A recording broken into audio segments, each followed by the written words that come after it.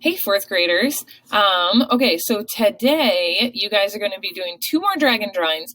These ones are a bit more challenging, but I think you can do it. And if you're not interested, you may go ahead and do two of your own dragon drawings. So if you're like, yeah, Mrs. Bergman, I'm kind of tired of following along in YouTube videos, I have my own really cool ideas, or maybe you have your own how to draw a dragon video at home, or your own how to draw a dragon book at home. I also went on, I think it's called Art Projects for Kids. I'll put the link on your Maven card. And she has a lot of really cool how to draw dragon tutorials that she has done on her own. And they are just step by step that you can just follow. So it's not a video. You just get to look at the different steps, just like in a how to draw book. And she has a lot of different ones. She has an easy Chinese dragon one. She has one where a dragon is sitting, one where, like, I think she calls it a red dragon, a winged dragon. I think she has 4 or 5. And they're really cool and they're really easy to follow along with. I actually printed them off for my students here at school to use just in case they wanted them for ideas as well. So your job today is to draw 2 dragons. 2 dragons. It can be from YouTube. It can be from a how to draw book. It can be from your own imagination. What? Please feel free to draw them from your own imagination. You do not have to use YouTube. You do not have to use somebody else's drawings or ideas. But if you're stuck, that's what those are for. Okay, if you still need ideas, that's what those are for. But if you're like, Miss Bergman, I don't need ideas. I got so many ideas in my head.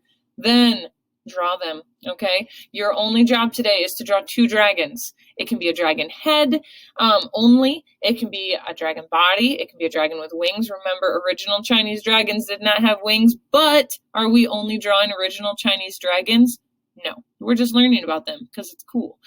You also know that original Chinese dragons did not breathe fire, but is it totally cool when dragons breathe fire? Yes. So can your dragons breathe fire? Yes. Can they have wings? Of course.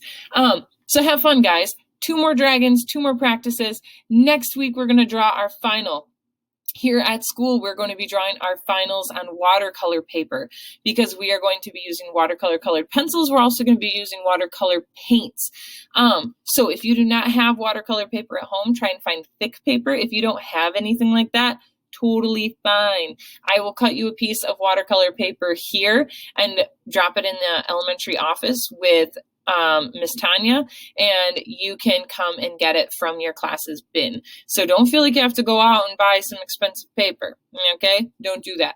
I have paper for you if you want to come and get it. If you don't, if you're like, Mrs. Bergman, I've got watercolor paper, or you're making a trip to Hobby Lobby anyways and you want to pick up your own, go for it. If you don't have watercolor colored pencils, then grab a tray of watercolors. If you don't have that, I can drop that in the office for you too. I don't have enough watercolor colored pencils for you to take home.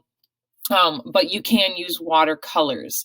So if you have either one of those, cool. If you don't, please let me know, and I will drop whatever you need off in the hallway for you to come and get. So please plan ahead because next week we are going to be drawing our final dragons on final paper, and we are going to be starting to add color to them.